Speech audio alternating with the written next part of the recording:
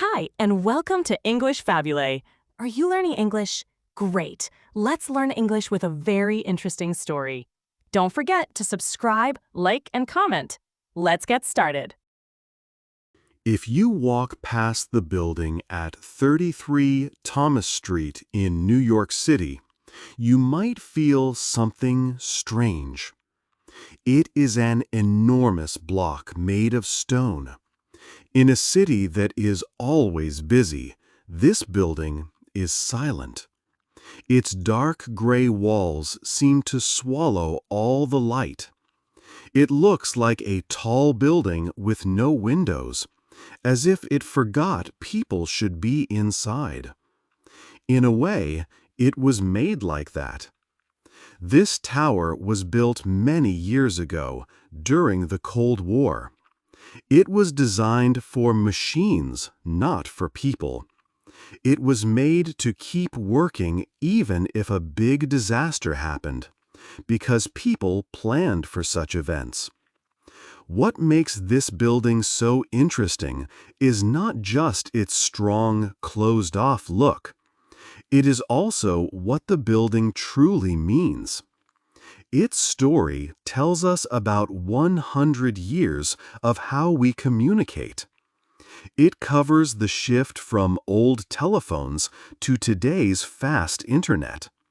This building also shows us about power and how information is controlled. It talks about big phone companies and about secret government watching.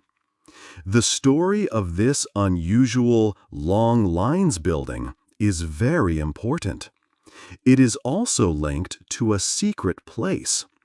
Some say this secret place is called Titan Pointe and is used by the NSA.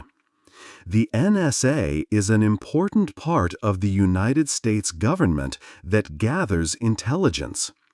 This building helps us understand how our voices and all the data we send online became very valuable.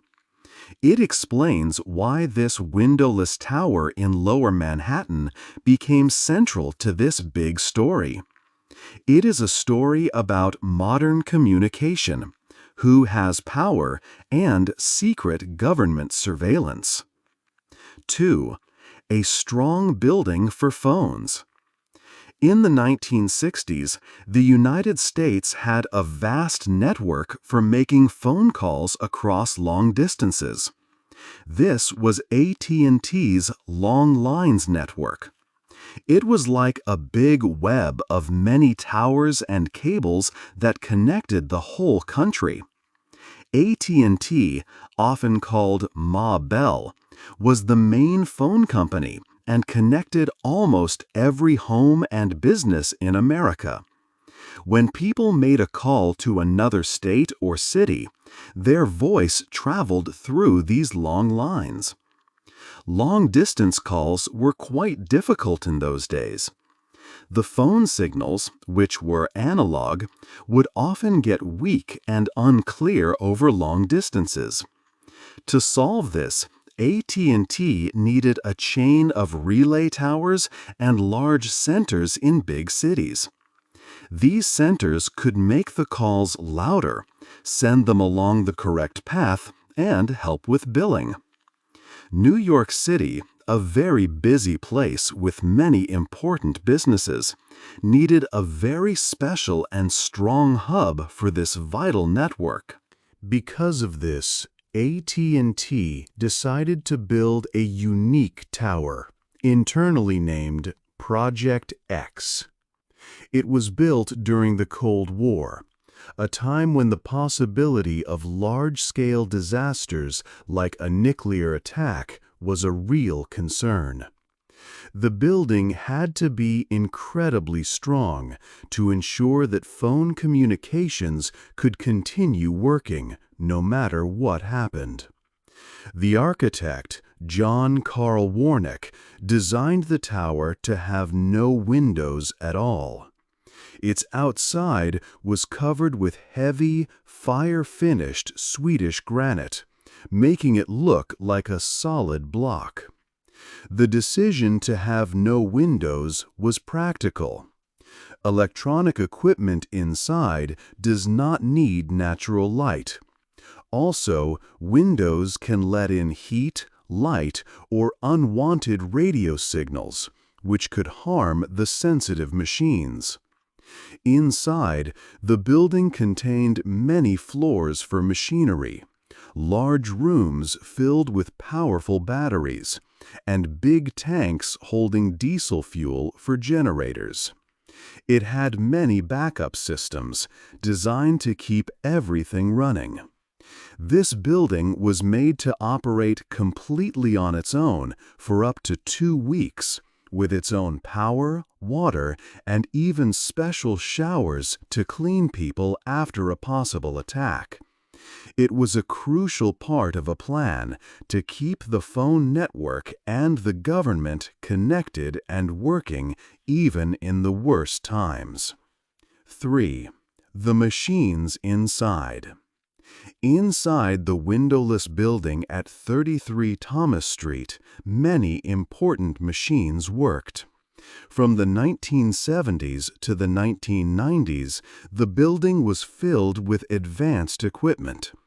A key part was the 4ESS, a large digital switch.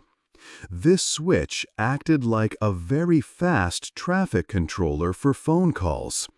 It quickly found the best path for each call to travel across the network. The 4ESS was among the first machines to change voices into digital signals. These signals are small pieces of information, making calls more reliable and faster, especially over long distances. As time passed, technology improved further. Older ways of sending information, like microwave links, were replaced by new fiber optic cables.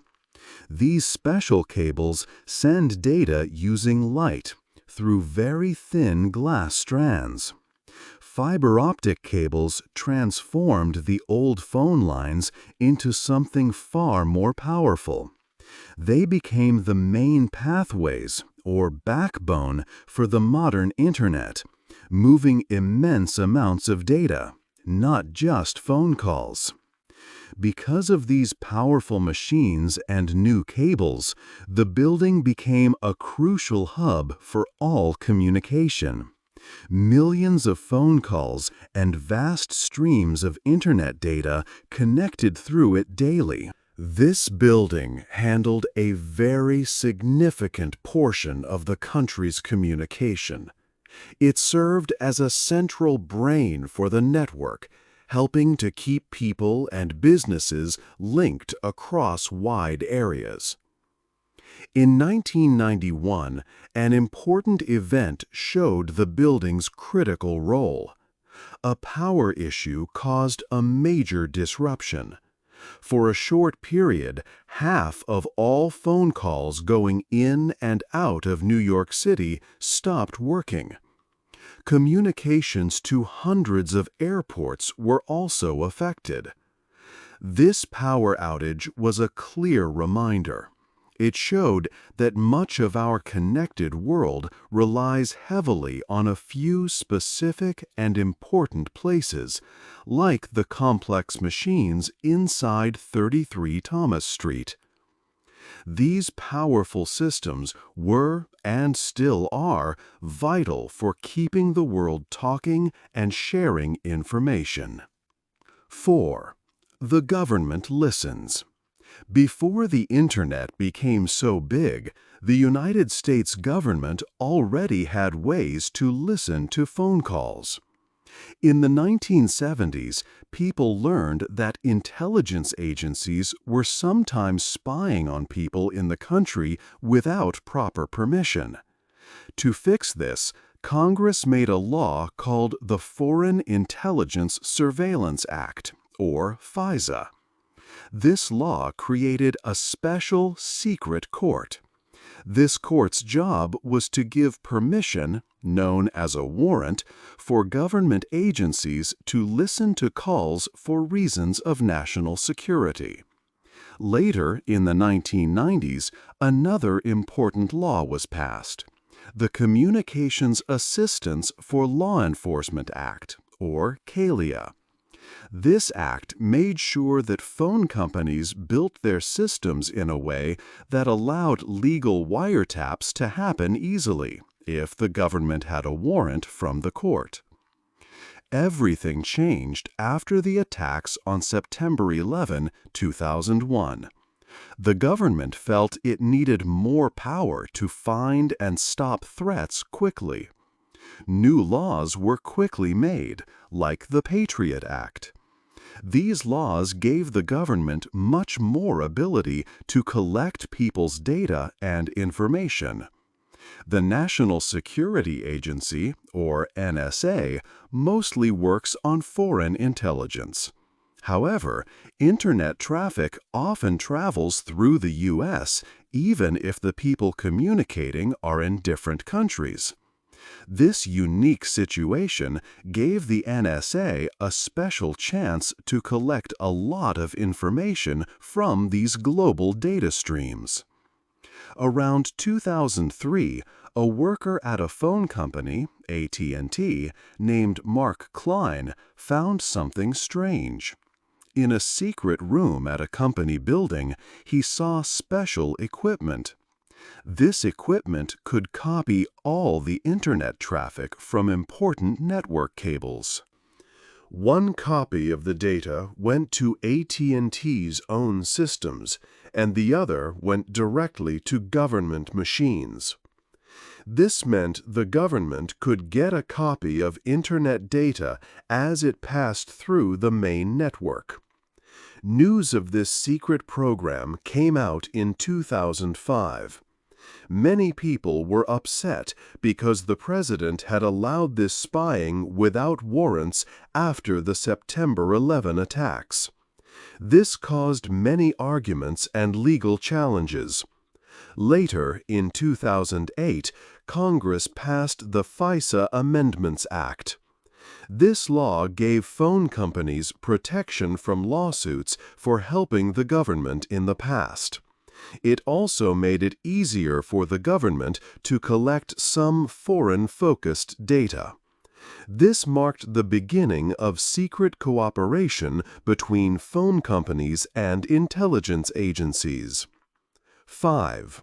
A secret name. In 2013, a man named Edward Snowden shared many secret government documents with the world.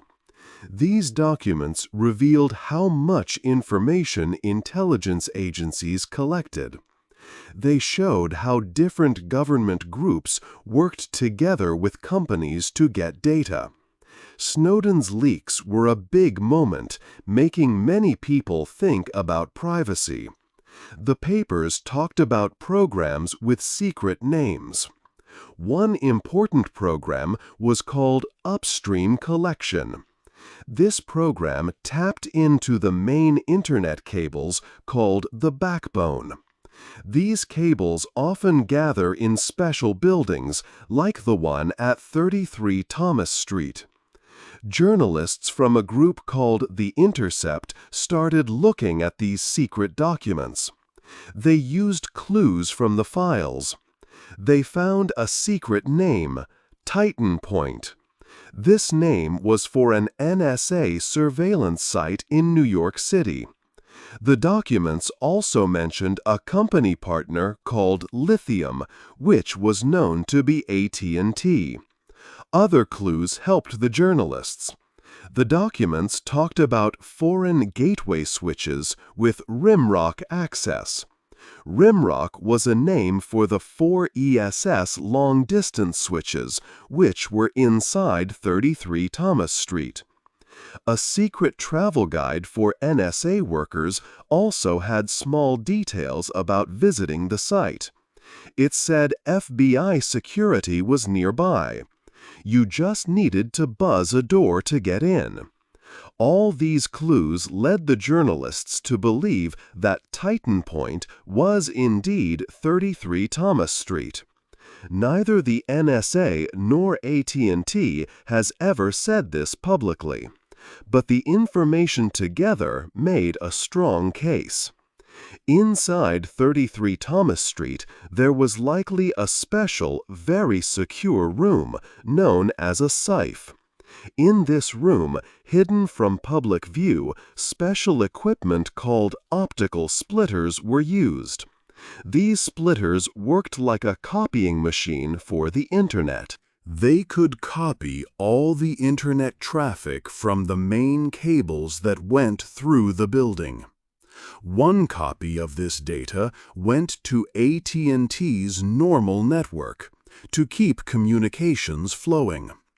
The other copy went to government equipment, allowing them to see the traffic. Big dishes on the building's roof, which people could see from the street, probably helped with listening to satellites or sending secure data. Analysts at the NSA headquarters could then use tools like X-keyscore. This tool worked like a powerful search engine for all the intercepted communications. They could type in an email address, a phone number, or a username. The tool would then show them matching communication content and what is called metadata. Metadata includes details like who called whom, when, and for how long. 6. What is metadata? Chapter 6 talks about metadata. Metadata is simply data about other data. Think about your phone calls. The metadata is not what you say during the call. Instead, it tells you who called whom, the time of the call, and how long it lasted. It also shows where the call started and ended. For emails, metadata includes who sent the email, who received it, and when it was sent.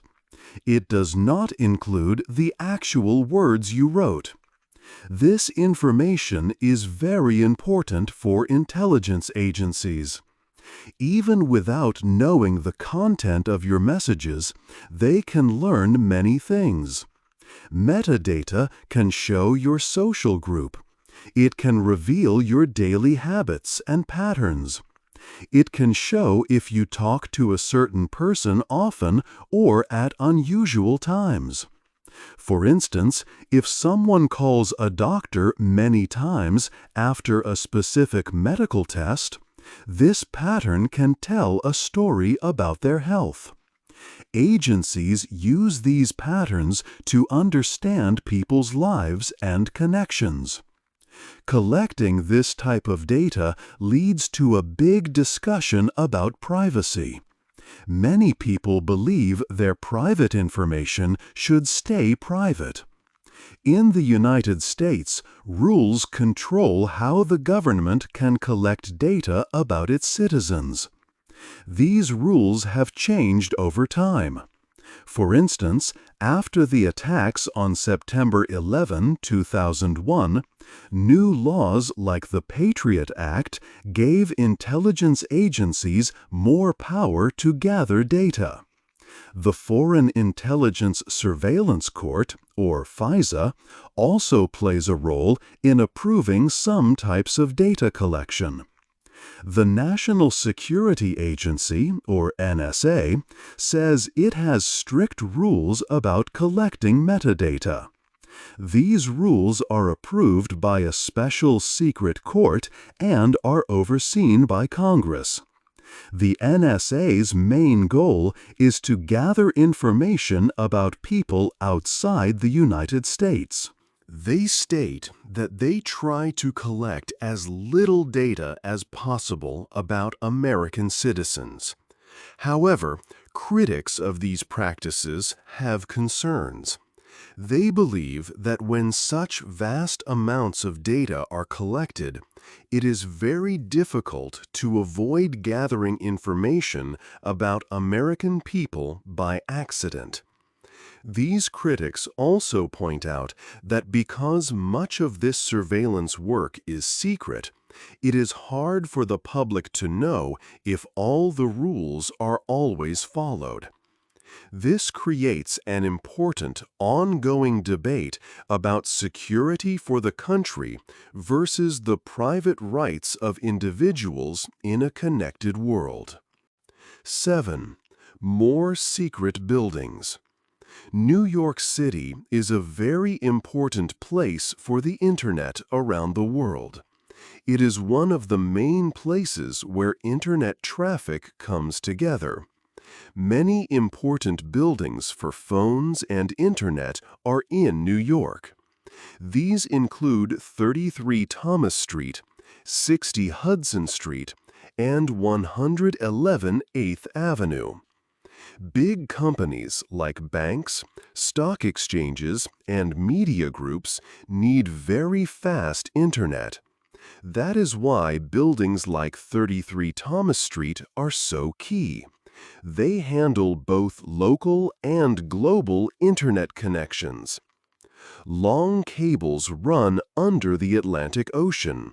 These transatlantic cables bring Internet data from other countries. They land near the New Jersey coast.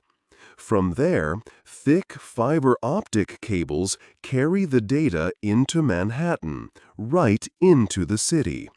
This makes New York a central hub for international Internet traffic. The building at 33 Thomas Street is not the only one like it. Reports from journalists showed that there are many similar secret sites. These are also mysterious buildings with no windows. They belong to AT&T, the same phone company. These other buildings are in big cities across the United States, like Chicago, Los Angeles, and Washington, D.C. They form a network of hidden hubs. These places are important because they are where much of the Internet's main data flows. This wider network allows for the collection of data on a very large scale, often called upstream collection. These sites are crucial points in the Internet's backbone, meaning they are vital parts of the main network lines. The government values these locations because they connect large parts of the world's communication. The information gathered from these sites can include calls and Internet data from many sources. This wider network means that what happens at 33 Thomas Street is part of a much bigger system. Many major U.S. cities have these quiet, strong buildings. They stand hidden in plain sight, working day and night to keep our global connections alive and, perhaps, to listen. 8. A building with a question. The building at 33 Thomas Street still stands, a strange and powerful sight in New York City. It is a huge block of stone, silent where the city is always noisy. It has no windows, and its thick granite walls keep everything inside a secret. It looks like a skyscraper that forgot it was made for people. Instead, it was built for machines, for phone calls, and for data.